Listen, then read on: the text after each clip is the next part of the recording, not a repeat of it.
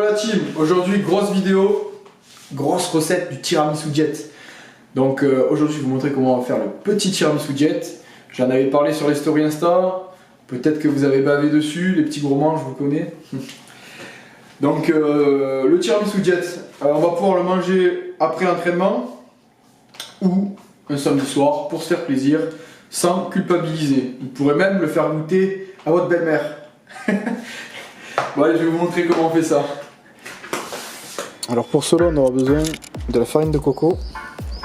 Donc, vous pouvez le trouver dans les marchés bio en général.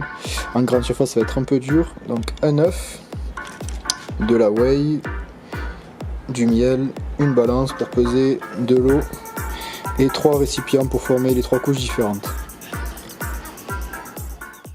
Dans un premier temps, on va mettre 40 g de farine de coco dans un bol. On y ajoute un œuf entier et on mélange le tout afin d'avoir une texture pour pouvoir faire la première base. Il va falloir rajouter de l'eau et continuer à remuer afin d'avoir une bonne texture. Une fois qu'on est satisfait de la texture et de la pâte, on va verser le tout dans un Tupperware qui fera office du récipient au tiramisu. Là on se fait plaisir, on étale bien la pâte sur les côtés afin que ça prenne tout le Tupperware. On fait cuire le tout 5 minutes au micro-ondes. Donc ça peut varier en fonction de la puissance des micro-ondes, plus ou moins 5 minutes. Pendant que notre première base cuit au micro-ondes, on va préparer notre deuxième base à l'aide du fromage blanc, donc 200 g et du miel, 20 g. On rajoutera un peu de farine de coco pour avoir une texture un peu plus épaisse. Notre deuxième base, celle du fromage blanc étant prête, il ne manque plus que la troisième base qui est au chocolat à préparer. Pour cela, rien de plus simple, 40 g de whey et de l'eau. On remue le tout en ajoutant l'eau petit à petit pour avoir une pâte qui accroche bien dans la fourchette.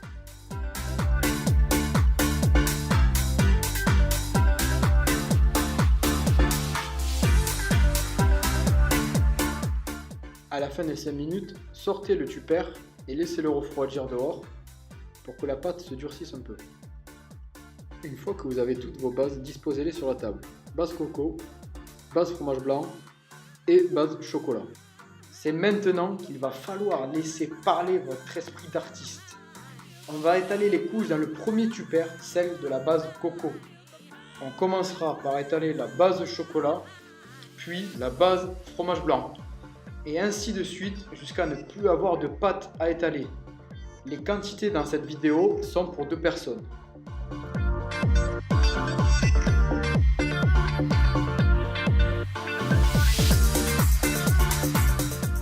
Une fois que vous avez tout bien étalé, faites-vous chauffer un expresso afin de pouvoir le verser par-dessus le tiramisu fini.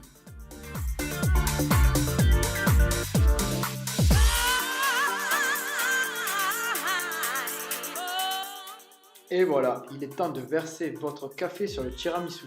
Ne le noyez pas non plus, il faut seulement que le tiramisu s'imprègne bien du café. Une demi-tasse suffira.